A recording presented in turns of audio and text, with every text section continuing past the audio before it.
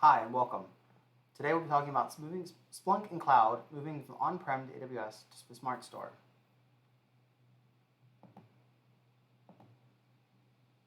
Hi, I'm Steve Bochniewicz, at STBoch on the user group Slack, and I'm a Splunk and security architect.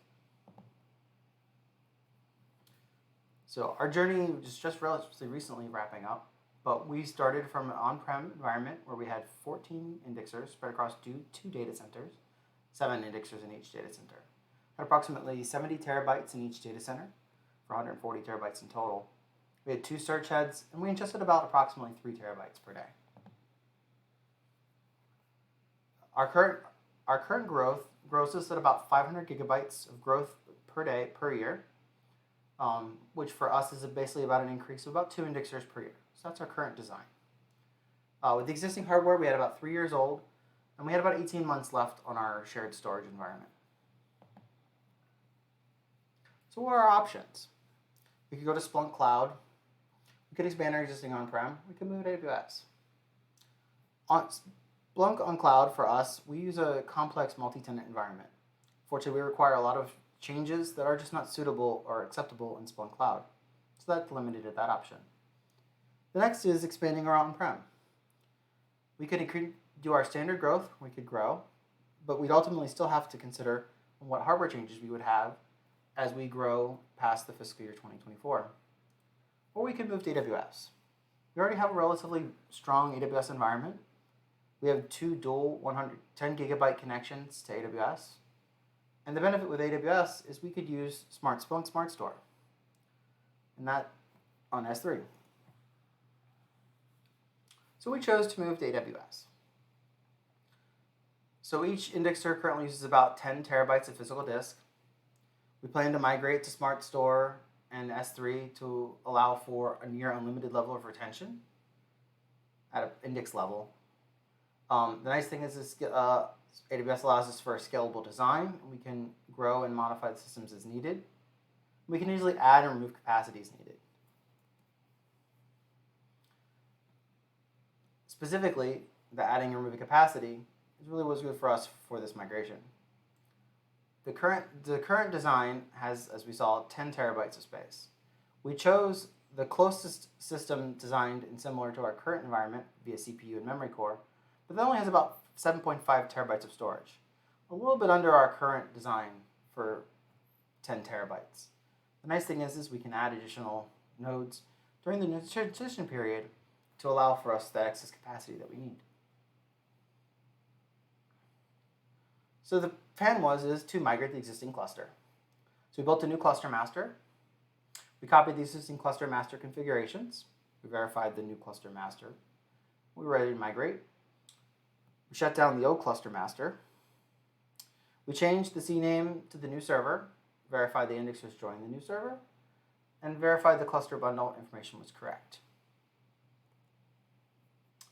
This slide is what you can use as the steps that we used to migrate for the cluster migration, specifically about how to copy and paste which components of the cluster master's configuration were necessary to migrate the cluster master. So in our case, we added 3 additional indexers to our capacity. We chose to move from a 2-site indexer configuration to a 3-site indexer configuration. That's ultimately why we have 15 indexers as our base configuration design, as unfortunately 3 does not go well into 14. Our indexers we chose were the I instance, which uses ephemeral disk for local cache and local storage. However, you need to plan for this. When instances are stopped or AWS needs to restart your index, you need to understand that your data will be lost. Ephemeral storage disks are only available when the indexers are running. So that becomes a big challenge. Well, we need to plan for this. So a couple of things need to happen. One, you need to create a boot script to ensure that the volume is properly formatted and mounted, and then you need to ensure that the Splunk service requires this mount. Because if Splunk starts before the volume is properly mounted, there'll be no storage, and Splunk will potentially fill up your primary volume. This is easily accomplished with systemd. If you use the systemd Splunk service, you can add the requires mount and after to make sure that the service properly starts after the mount occurs. A couple other mounting caveats.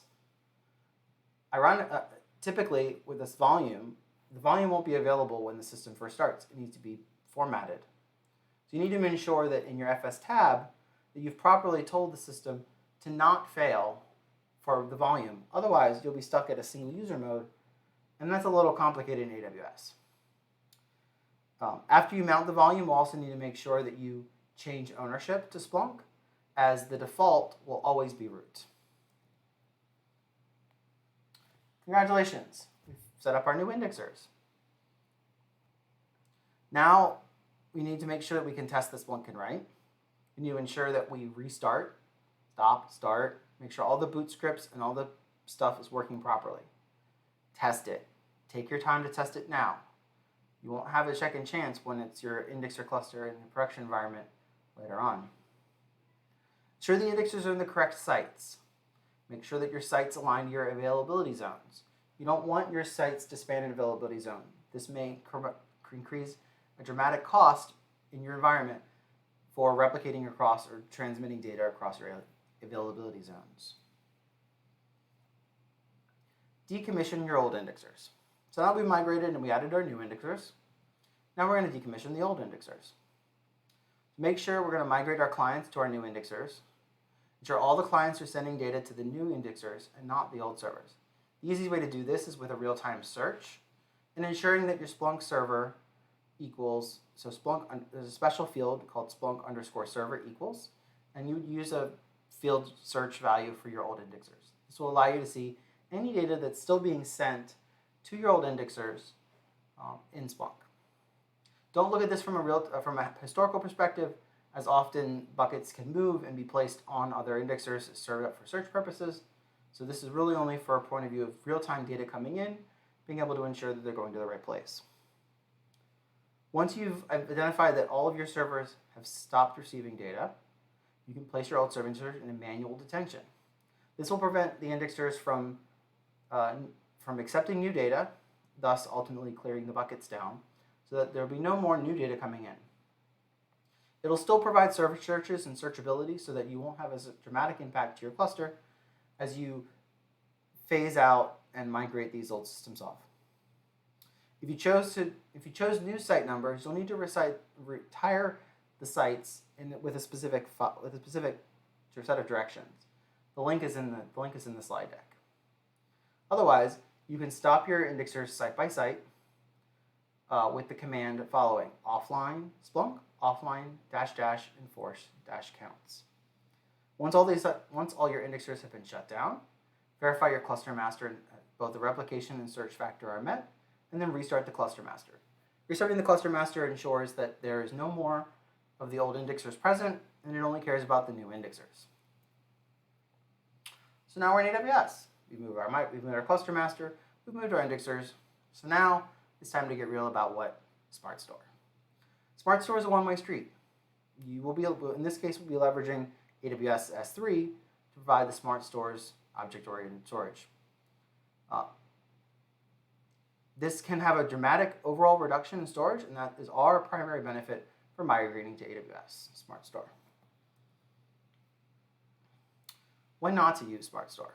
Well, if you have indexes that are frequently searched over long periods of time, you may have a risk where these buckets of data will be required to be pulled from S3 on a regular basis. This may dramatically increase your cache time and might mean that it's not a viable option for SmartStore. The benefit is a single cluster can have both SmartStore and non-SmartStore indexes. It's a per indexer choice. However, keep in mind, later parts in the discussion we'll talk about providing a complete all index level configuration for SmartStore. Ignore that at that time. Indexes that require data integrity control, it's currently an unavailable feature. So if you need data integrity control, do not migrate to SmartStore for those indexes. Now we're going to configure SmartStore. First, we're going to create an S3 bucket. This is to ensure this is in the same region as your AWS indexers are located. Ensure that we block all public access. Enable metrics request. This comes at an increased cost. You have to pay for these respective logging events for Amazon, but it will dramatically increase your options for troubleshooting to ensure where your performance problems are. Additionally, you're going to create an IAM role for your indexers. See the appendix for those information about those roles. You'll assign those roles to the EC2 instances, and that will be what will allow for the automatic and dynamic nature of allowing your indexers to talk to S3 without any other keys or transactions in a user intervention. There are SmartStore limitations.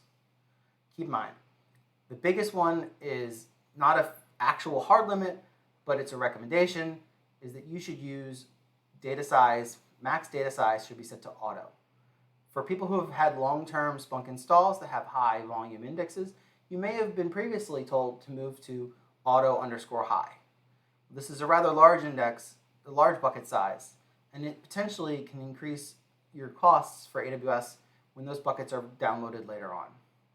So the suggestion from Splunk, we implemented 1024 because I did the math and that seemed to be the most appropriate for our environment, and so that's the configuration that we went with. It's 750 is the default at auto, so we went a little bit more, but not much. SmartStore does not support thawed buckets. If you need to restore any thawed buckets, you'll need to restore them to an alternate index. So keep that in mind when planning for other circumstances in which you might be needing to re-download data and thaw data if you're using a frozen scenario. By default, SmartStore does not freeze data on its own. You'll need to plan for what freezing data means in your SmartStore environment. Buckets that were moved to cold path prior to SmartStore will stay in the cached in this location. So if you were an organization that had two volumes, one for hot and one for cold, prior to the migration, you'll need to make sure you maintain that structure in those locations post-migration. If you have a relatively short retention period, it is possible that your cold path will eventually age out and that those folders and volumes may not be necessary, but that's purely going to be dependent upon your configuration, and you might need to really look and invest and figure out if that's the case in your environment. However, the key gotcha or goal is to make sure that you do maintain your cold paths going forward. It does not have to be on a separate volume. You can, in our case, we collapsed previously our configuration was Splunk hot, Splunk cold. We were able to collapse them under one volume Splunk, and that would allow you for that. Other options might include mount bind to allow for you to bind a volume into another folder to maintain the paths, but ultimately under one organizational structure. Keep in mind that if you're using ephemeral storage, that those specific configurations and setups might require some complex juggling to make sure that they're maintained. Multi-site clusters use report acceleration or data models. You must disable search affinity by setting all your search hedges to 0. This is because Splunk no longer kind of defines site affinities for those reports and accelerations, so you need to migrate those appropriately. Some users may already have benefited from Site 0 for their search heads, but if you do not, make sure that you do that. Some additional listing here are things that absolutely must not be set, so you ensure you're on your indexes. These are per index setting in your indexes configs. Enable TSX reduction equals true. Create Bloom filter equals false. Enable online bucket repair equals false. And so if you have any of those settings, you can literally search for those field values in your indexes. You can also use btool to identify those fields and look for those filters, look for those values to make sure that none of them are set incorrectly. By default, these are all not configured in this manner. They're all compliant with SmartStore. So unless you've done something specifically different in environment, you'll likely be fine. Lastly, this is more just for me, something I learned in our migration, more for nuisance. Go ahead and remove max data volumes from your volume definitions, because once an index has been identified as a remote path, it ignores the volume data size but it reports an error about it. You can easily just go ahead and remove it, particularly because it won't matter once you've migrated to your volumes anyway. Next, we're going to create the volume definition in a test index. So in our indexes.conf, we're going to create a volume. This is the same typical volume definition path as the, so volume : volume name. But here we're going to set the storage type to remote. We're going to set the path, S3 : and then this is the folder in the bucket path. So if you want to have something like Splunk, or you want to have some other nomenclature, you could even potentially leave it the root volume. My suggestion is to set it to some piece of information that might be defined to your cluster or your environment in case you want to have multiple clusters in the same bucket path, or have different versioning and other related file paths. The next is the remote S3 endpoint, so this will be the bucket URL. Next is to pick an index for test for conversion. It should be a non-essential index that you might have that has some data, but something that's got the data there just to make sure that everything's working and functional. It's a good opportunity to pick one of those test indexes and configure it and define it. Next, we'll push the configs. Changing of index and adding volumes requires a rolling restart. So unfortunately, you will have to restart your cluster for this to occur. Once you push the configs and verify that the object is present, you'll be able to look and see that in the S3 bucket that the objects have been defined and started moving. You can look at the monitoring console under the SmartStore activity deployment to get a better look on how the deployment's going. There's a checkbox at the top to show you the migration status, and it'll show you a percentage or a number that is a percentage of the buckets migrated, as well as a chart at the bottom about both your successful uploads and downloads, and the chart at the bottom, which is blank in this example, but this is failures. So if you see a chart that looks like this, then you're likely pretty good. If you see a chart that has a lot of color and stuff at the bottom of this graph, you're likely then probably having some bucket issues and failures. You may also notice that there may not be a complete successful upload in your buckets. At that point, you want to go probably to the route of S3 troubleshooting and see if you're having issues with potentially your IAM roles or other S3 related configurations. So now we tested one index and we know that it works great. We should move on and finish the rest. So you have a couple choices here. You can either A, add remote path equals to all of the specific indexes, or you can add that one remote path to the default. Adding to the default will make all indexes that belong in SmartStore, but keep in mind I've got the caveats that you have there about what's needed and what might be not available in SmartStore, as well as if you'll ever need to be able to thaw indices. If you need to thaw an index, unfortunately setting remote path equals in default might actually become a problem where if you ever wanted to try to create a separate index for thawing. Ensure the cluster master and replication factor are up to date before doing any further migration. After that, you can begin. SmartStore savings. So, our migration. So, we had about 64 terabytes of data in each data center and about 128 terabytes of total used space in both. After our S3 migration, we saw only about 68 terabytes of data actually sent to AWS, which is a little more than 50%. That's a huge reduction. For us, our configuration was 3 by 2, so a replication factor of 3 and a search factor of 2. That's likely, the 2 factor is likely where most of our cost and implementation grew at. And subsequently, it's since grown to about 78 terabytes since the start of semester. We expect some growth, and we've made some changes on our end that would expect some increased growth. And currently, we only have about less than 2% cache miss rate. This is likely because our current environment is designed in capacity to handle almost all of our environment. So now that we're done migrating, we're going to shut down our excess indexers because we grew to 8. We deployed with 18 indexers to handle the accommodation growth that we had since we had moving from 10 terabyte indexers to 7.5 terabyte indexers. So we needed some additional capacity. Now that we're done the migration, we don't need that additional capacity. So we're going to go ahead and shut them down. One of the things that's unique for SmartStore, and this is something that we've identified during the project, is that the way that SmartStore occurs, we need to force the SmartStore. We need to force an indexer to restart prior to the node so that it properly migrates all of its data off. So to do that, what we would do is we would put the system into detention mode. The steps there on the right. We'll restart the Splunk instance.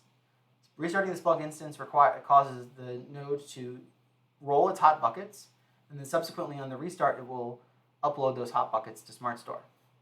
Then we go ahead and do offline enforce counts to ensure that the indexer has come offline and all of the buckets and everything is healthy. Once the replication and search factors have been met, we restart the cluster master.